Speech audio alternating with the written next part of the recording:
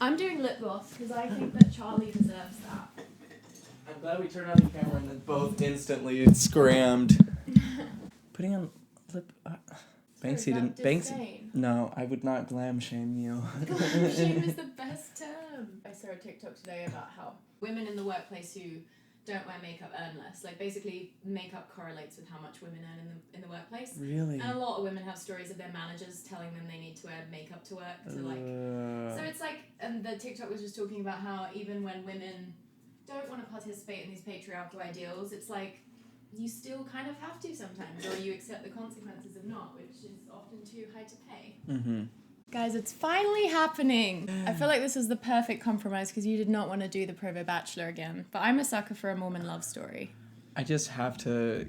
This is so wild. When I left the church, I was like, I'm so glad I made it out without ever having to read Charlie. Have you watched the film? Yes, it's like deep tracks, childhood, family movie. My mom once cornered Heather Beers in the supermarket and was like, I love your movie. And she was like, is that the actress? Thanks. Yeah. I've also seen the film. It was a big part of my early conversion to Mormonism, and I really identified with the character. She was a convert. You ready for a little goss? Yeah. Did you see on our Twitter messages that someone said that they served their mission with her, and she didn't even have to go to the MTC or anything because she's from a rich Mormon family? Oh, because she's an actress?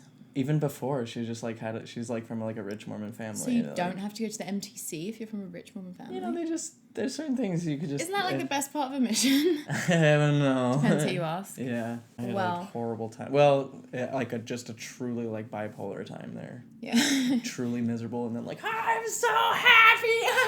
Mm-hmm. Your psyche creates whatever you need. Uh-huh. It will create the opposite of whatever low you're going through. I hope you guys are excited and, most importantly, invested before we even begin, because this train is leaving the station, and once we start...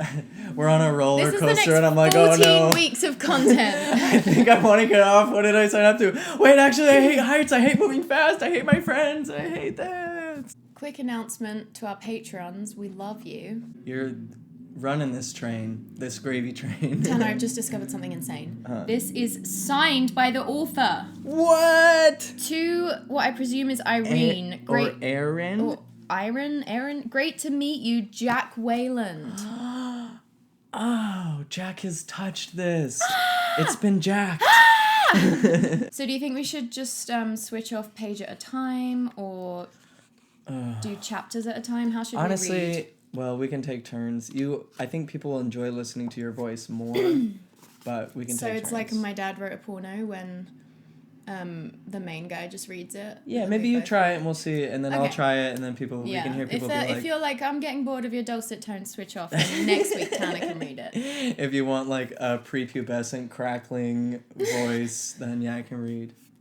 I feel like we should have some big way to start, but I suppose the best place to start is at the beginning, with chapter 1. A very good place to start. Okay, you ready? Nope. Hannah, get into this. You can do it. Charlie? The funeral director asked. Already a death. Haunting. This guy knows how to start a book. Yes, Charlie, I answered. Her given name was Charlene, but she hated it. The funeral director paused respectfully, cleared his throat, and politely objected. Generally, we put the given name on the headstone. Then this will be an exception for you, won't it? I replied. Initial thoughts. Initial thoughts. Gripping, raw, real, human. Full slice body of life. panic. I already know where this book is going, and yet I have to have it like torturously splayed out line by line for over 100 pages. I'm devastated. But I can't emphasize. Much more than 100 pages, because it is only 119 pages long.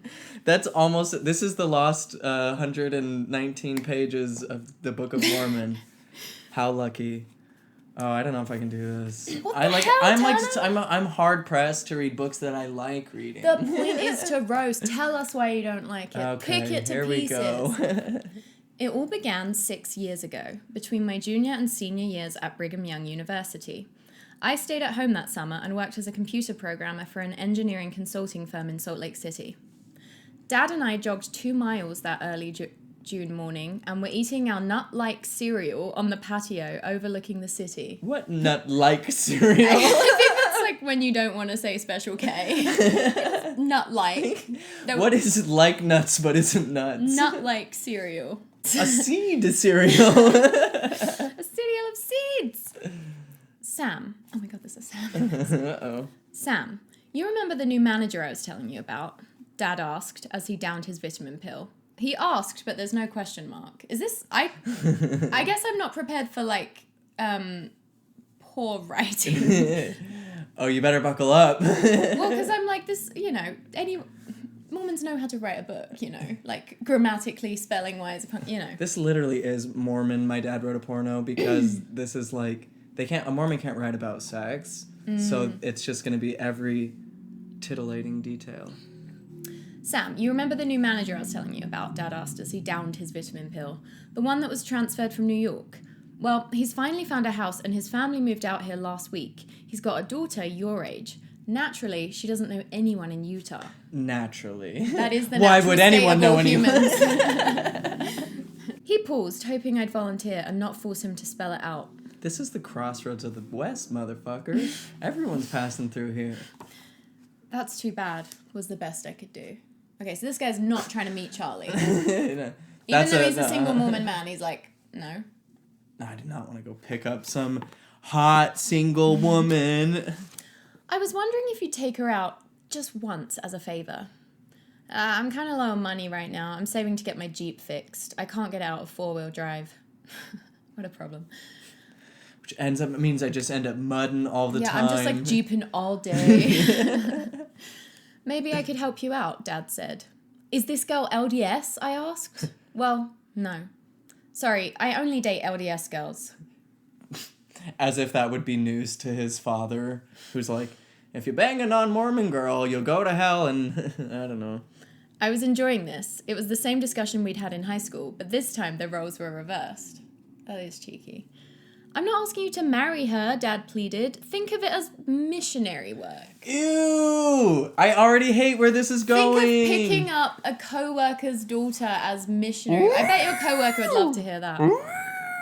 It's just how Mormons are programmed to see every interaction as a way of like pushing their scheme onto people. Just let people be happy, get to know them because you're genuinely interested in them as people. Not because you want spiritual brownie points for yourself, not because you want some specific outcome. This is really a look into the Mormon collective psyche. Totally. And how Utah started out as like a mission to marriage pipeline for a bunch of old fundy wackadoos. Or like hot English girls that got... Exactly. Yeah.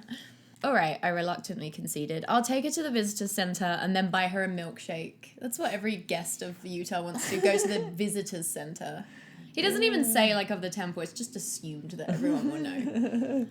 Can't you do any better than that? She's the daughter of our regional manager. Why don't you take her to the country club for dinner? I'll treat. In my Jeep, I pressed.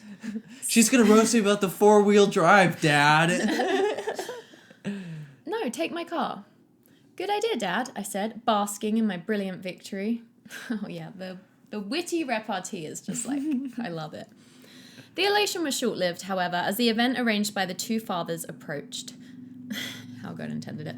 Somewhere in this city, I thought, a few days before the date, is a girl who was born and raised near New York City, who now is attending Columbia University, majoring, of all things, in philosophy. Ew. Okay, wait, but she's a philosophy major at Columbia? Like, why did she marry this? Sorry, spoiler alert. Because that's the ultimate Mormon this is the ultimate Mormon fantasy. Convert some intellectual hussy. Yeah, because they all think that, like, once she's exposed to the true gospel, she'll realize that it was the philosophy she was looking for all the time. There's a reason why philosophers aren't joining the church in No droves. one is at Columbia studying philosophy and then is like, oh yeah, Mormons, yes. Oh.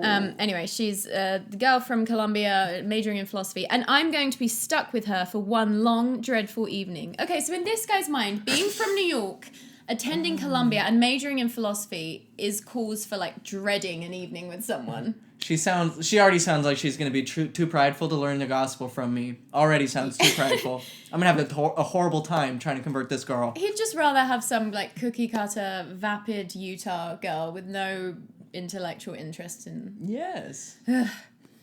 I made a half-hearted attempt to read about the life and works of Immanuel Kant.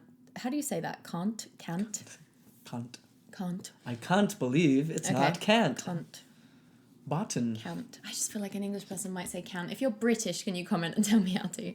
Hoping to use the material as a life raft in a dying conversation. A few days later, I drove to her house, a cross between a fort and a colonial mansion, designed as nearly as I could tell after the Alamo. What's that? Remember the Alamo? It's like when Texas was fighting for their independence and they got just massacred, and the rallying cry became, "Remember the Alamo." What is the Alamo? It's just like a fort. Okay. It's probably, Texas. Okay. Sit down, her father said, ushering me into the living room, which was big enough to house 2 racquetball courts. I love how there's like no... the kind of like lack of awareness surrounding like the privilege in this book already. It's just like he thinks about size in terms of racquetball courts. And he's like, no, my Jeep is stuck in 4-wheel drive. I've been doing the same. I'm like, oh yeah, my room is about 1/18 of a racquetball court. Charlene will be here in a minute. Can I get you anything? No thanks, I said, feeling a drop of nervous perspiration cascade down the underside of my right arm. Hot out, isn't it? If you think this is bad, you should be in Manhattan in the summer. A long pause followed while I fantasized about being on the Provo River, casting into my favorite fishing hole. Or anywhere except here, trying to think of something to say to my dad's boss before taking his philosophical daughter out. His philosophical daughter. The disdain. Can we just talk about, again, this is such an insight into also the martyr complex. Yeah, like, everything is a dredge. I'd rather be doing anything but I will to convert. Take me to the this Provo River. Poor, prideful regional manager's daughter. It's the humidity, I finally said. Really? Her father answered, getting up, no doubt deciding that if this conversation were to last much longer, he would need a drink. No doubt deciding, because he's not Mormon, so he's like obviously an alcoholic. Yeah, they drink alcohol with everything, every meal. Sure, I said. Just then, that dialogue just felt so pointless. Just then, Charlene's mother entered the room. This is my wife. Look at that sentence. This is my wife, period. This is my wife. No name. It's a pleasure to meet you, She's like, yes! Just the fact that the writer doesn't even think to say, like, this is my wife name. It's like, it's so unimportant. It's like, and he wouldn't say it in real life. Like, I'm already seeing so much lack of awareness. This is my dog, my plant, my wife, all my things. My double racquetball-sized house. It's a pleasure to meet you, I beamed, standing up in an imitation of Cary Grant from an old movie. Is that how you spell Cary Grant? Also, who's Cary Grant? Actor. We all sat down. Sam was just telling me about humidity. Really? His wife said, still no name, from behind her perpetual society smile. Sorry, you're roasting her for having a perpetual society smile. You haven't even asked her fucking name, dude. Not to mention, you're doing the same fucking thing. You're going there all begrudgingly. Yeah, you beamed as soon as she got up and you were in a terrible mood. I didn't know it would be this easy. Every time you point a finger, several back at you. Yes, I said, have you noticed the difference in humidity between here and New York? At that moment, Charlene sauntered in. I was impressed. She looked like a model for a diet soft drink commercial. A lot to unpack, but Caitlyn Jenner? She does full fat because she's cool and she hangs with cops. I stood up with an extended hand. And this is our daughter Charlene, her father beamed. Charlene, it's a pleasure to meet you. The pleasure is mine, I'm sure, she Hasn't said. sounded like it, liar. Yeah, seriously. Mr. Judgy McJudgestein. The pleasure is mine, I'm sure, she said, looking strangely at my outstretched hand. As we shook hands, she, still smiling sweetly, dug her fingernails into my palm. Implying that she's a whore. And she looked strangely at his outstretched hand. Normally she just goes straight for handjob when she meets someone because she's a university intellectual. Or maybe she's a really warm person and she's like, handshake, why aren't we hugging? Would you like some sunflower seeds, she asked, heading... He's like, no, I already had my seed-based cereal. So many nut-like cereals today. She asked, heading for a bowl on the mantle of the fireplace. Oh my god, I'm gonna scream, but I just have to say this. Sam was just explaining about humidity. What's up with this dad? She's like, what's that? What was he explaining? It was a pass-away comment. Like, where... Okay, maybe this is based on a real experience where someone had this conversation around them, like, oh, Sam was just explaining humidity to us. He thinks he's very smart. I didn't expect the writing to be bad. First, I don't know why. I just thought, it's a book. It's published. It's not an ebook.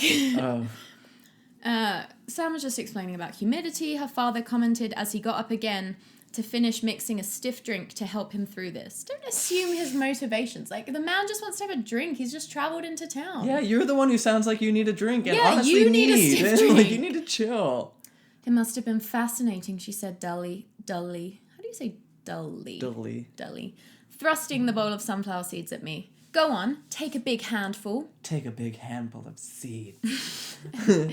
Of my seed. Believing it to be some obscure East Coast tradition, I grabbed a bunch of seeds. This is a person who's never been outside of Utah. Probably never east of the Wasatch Front. Mm-hmm. It's sad.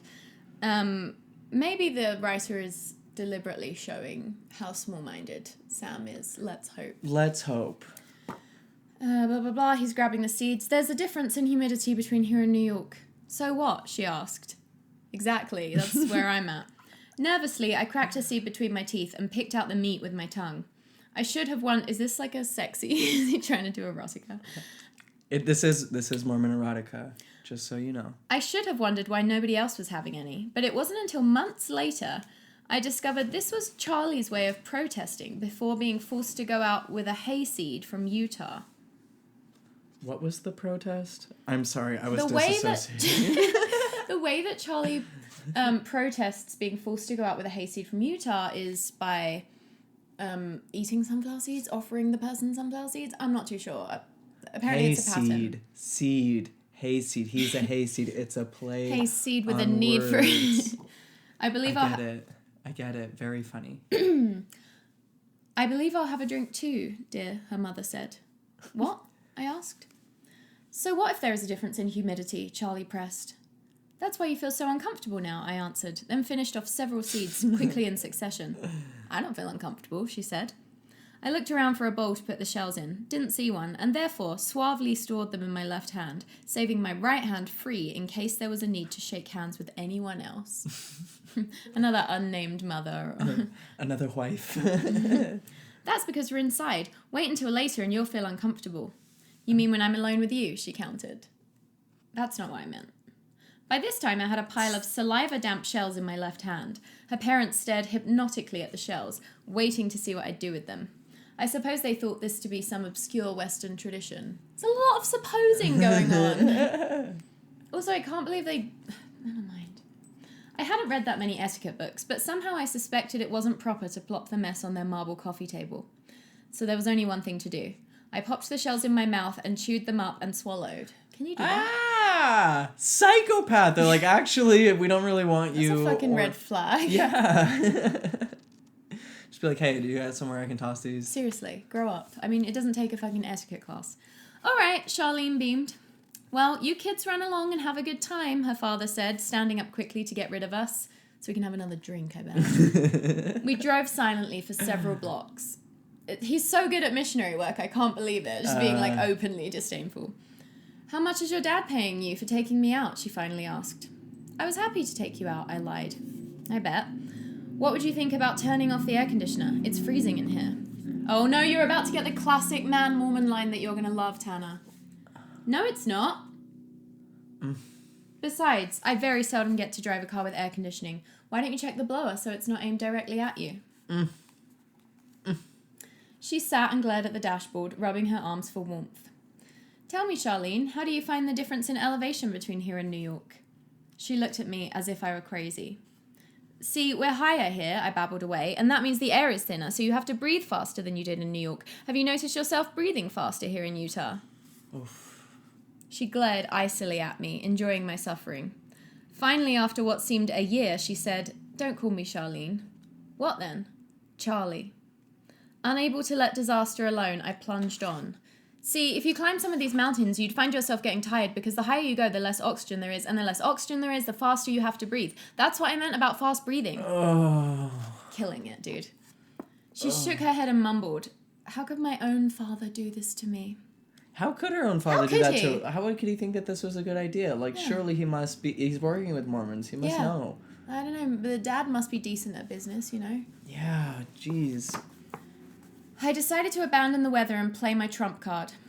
What do you think about Immanuel Kant, 1724 to 1804? Like, why does she need to get driven around? Like, just go to a bar, meet somebody, be like, hey. Yeah. Do you want to show me around Temple Square? That would be 100 times more fun. Yeah, she can show herself around.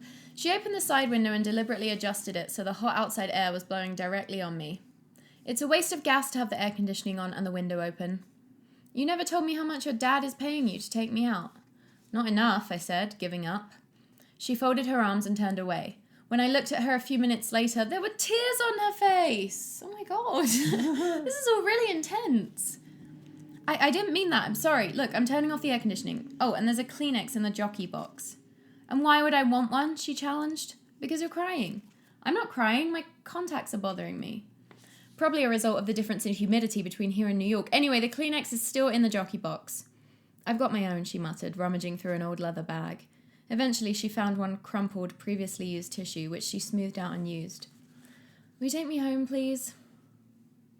Any thoughts?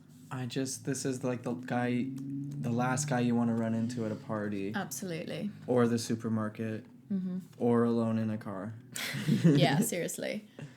Whirling into a shopping centre parking lot, I made a U-turn and hurried back toward her house. We drove in silence. I shut off the motor at her curb. I'm sorry things didn't work out.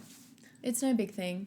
Can we just say, this is such a common thing. The air conditioning gas thing, and like the windows down thing is such a dad move. Mm-hmm. But then like every dad will also leave the car running all the time, just like wasting gas. Not it's my just dad. About control, not your Mine dad. turns the car off. Your dad at is a good citizen. At stoplights.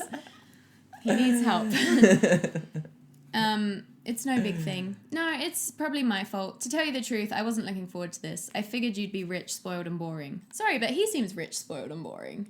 Yeah, completely. And you're not boring. I'd better go in now, she said, reaching to open the car door. It's getting late. It's only 7 o'clock. Well, I have a big day tomorrow. I have to wash my tennis shoes. We started for her porch. Look, you think it's easy going out with a girl from New York? My dad and I thought you'd like the country club, especially my dad. I never would have taken you there myself. It's very expensive. Listening to you talk about humidity and watching old golfers slap each other on the back? No thanks. Believe me, it's not my idea of fun either, I said. No? No. We stood at her door, staring at each other. What's yours? Counting. What is your idea of fun? She asked. We stood and talked about things we had always wanted to do, but never could find anyone to do them with. It's like, maybe include that in the dialogue. You couldn't think of a single thing. Write the other stuff as small talk, and then...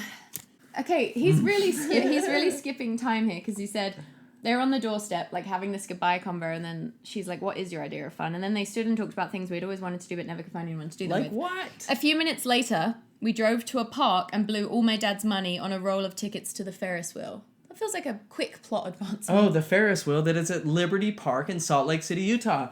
At the end of this, we should do a pilgrimage. Let's go to Charlie. Yeah. Bill. What's your name? Charlie asked the tall, white-haired attendant as he helped us into the Ferris wheel car. Rafferty. Mr. Rafferty, I'd like you to meet my fiancé. He's just proposed, and you're the first one we've told. Okay, and like, he could have done that so easily. Been like, what's your idea of fun? Well, I've always wanted to ride a Ferris wheel. Well, there's one in town. Let's do it. Yeah. That easy. It just feels lazy, doesn't it? It does. She's just kidding, I explained. Actually, we've only just met. Apparently, Mr. Rafferty was hard of hearing. Congratulations, kids. Why, thank you, she smiled. Sam and I want to ride your Ferris wheel for a long, long time. You understand, don't you? Sure, I'm not that old, he said with a wink.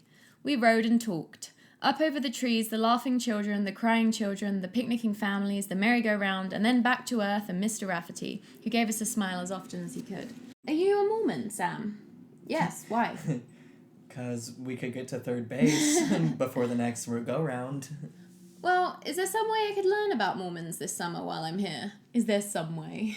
A golden investigator just asked a golden question. This is like Mormon porn. This is like what Mormons wish was possible, but it's completely unrealistic. This is called mourn.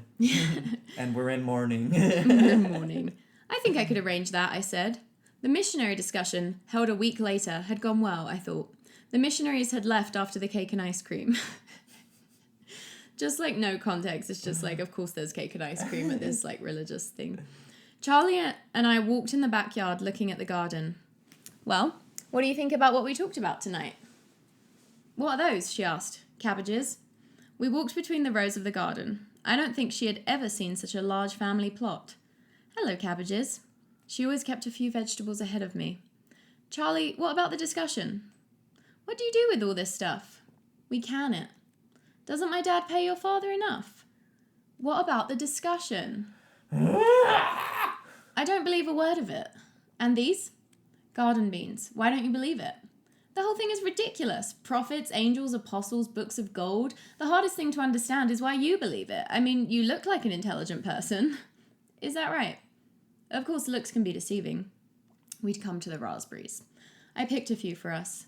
You know, it'd help if you were a little more humble. That's the trouble with you Easterners. You all think you know everything. Kinda seems like you think you know everything, Sam. Columbia's taught me to use logic and reason. You should try it sometime. She popped a handful of raspberries in her mouth. These would be terrific with ice cream. There's nothing wrong with logic and reason, but to know for sure if this is true, you also need to pray about it. Oh boy.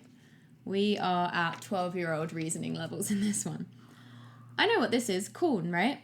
She knelt down and touched a little corn plant. Pray to what? God? I haven't made up my mind yet about him or her or it. It's a him. Why does it have to be a him? I don't know why, it just is. You're sure? Positive. Wow, this book is really showcasing like the brilliance of Mormon reasoning, isn't it? Every adult in my hometown that I never left told me it's true, therefore I'm certain that it is. You must be wrong. How come you're all so positive about this? It just drives me up the wall. Where in Utah can I find some old-fashioned doubt and uncertainty?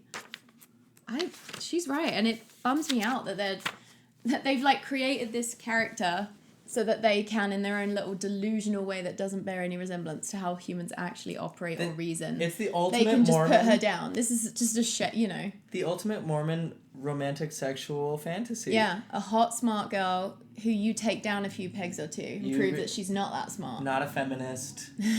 You break her. I know that Joseph Smith was a prophet and that the Savior has restored his church back on earth. You can't know that for sure. I know it. You believe it, but you can't know it. There's nothing in this world you can really know. If you pray about this and continue to study, God will manifest to you that it's true, and then you'll know. She patted the top of another corn plant. Do you know the Indians called this maize? So do English people. Look, we can pray again about this if you want. I know a place behind the lilacs where it's secluded. That's what Joseph Smith would say. I pulled her to the little lilac room where I had played fort as a boy. I remembered it as a big room, but that had been when I was 8 years old. It had shrunk since then. It may be a little crowded, I confessed, as we looked at the 1-foot opening through the bush. Are you kidding? I'm not going in there. All right, let's try behind that peach tree. I dragged her to another spot, but just as we got there, our neighbour started his lawnmower a few feet behind us on his side of the fence, giving us both the idea that this wasn't going to work out. Secluded spots are hard to come by these days. Yeah, in and Utah, really in important when 70s. talking to God. Do you want to say the prayer? I yelled above the roar of the lawnmower. Not on your life, she yelled back. I knelt down. Kneel down, okay? Just then the mower stopped, which was even worse, as I imagined our neighbour peering through the fence at us. If this ruins my nylons, you're in big trouble, she warned as we knelt down. Now, fold your arms and close your eyes and I'll say the prayer. After 4 words, I could tell she was getting up again. I opened my eyes and looked up. She was just standing there looking at me strangely. Sam, you're definitely crazy, she calmly said before turning to walk to the house. On her way, she grabbed a handful of raspberries. By their fruits ye shall know them, I called to her. And that is the end of chapter 1. It is worse than I expected, I have to be honest. Has it diminished my excitement for the series? No, you fucking wish. I'm discouraged. I'm like one of the pioneers who, like, day 6 on the track was like, I can't do this. That would have been me day 1. I'm like, ooh. Lot of rocks this way. I think this is the part in the video where we ask you to support us on Patreon if you want to. I mean, I'm going to make Tanner finish this series no matter what, but like, look at him. Look at him. He's really going through it. So sweeten the deal by supporting us on Patreon. Jack Wayland, if you're watching. You dirty dog. Thank you. Literature can be so much or so little, but it's kind of it's so telling either way. Like, it's so interesting to me that someone who has like the writing talent of a 14-year-olds can write this. Book. Yeah, like there are 14-year-olds who write books with more insight. It's just, so far they've set up a reasonable, educated woman, and now they're just gonna like knock her down. Yeah, it's very interesting. It's a fascinating case study. And obviously, like, for the average teen Mormon reading this, they're not looking at it like that. They're just like absorbing it, and it's becoming a part of their psyche forever and ever and ever. And now every time I rollerblade past, that is a hard sentence. Rollerblade past the Ferris wheel at Liberty Park. Yeah. Gets me in the heart. I can't believe how rude he is to her as well. Something tells me that Jack's got a few surprises up his sleeve. I think so too. I think he's setting us up to not Sexual like this tension. guy. He's so far being just a hard, stupid, ignorant man. I think she's gonna teach him a few things too. Yeah, I think they're each about loosening up and like living life more to the fullest. Yeah, not too much. Okay, well, what'd you guys think? We're also open to being paid enough to stop this. Just make sure you include that in your Patreon totally. subscription. What do you think would be our amount where we would say we're ending the series? I think just if we see the trend going in one direction, we'll pull the plug. Got it. So just let us... Yeah, okay, good. Old Yeller it. I don't know enough about I've used the term Old Yeller it a couple times and it's never landed. I know it's a dog that dies. It gets rabies, so they shoot it. Oh, yeah. Yeah, I did. It's so sad. I broke my heart as a kid. Can we do a whole different thing? Jesus. Yeah, do you want to do a palate cleanser for Patreon? Let's go live on TikTok right now. We're going to go live on TikTok. Shit. Follow us on TikTok. We're there now.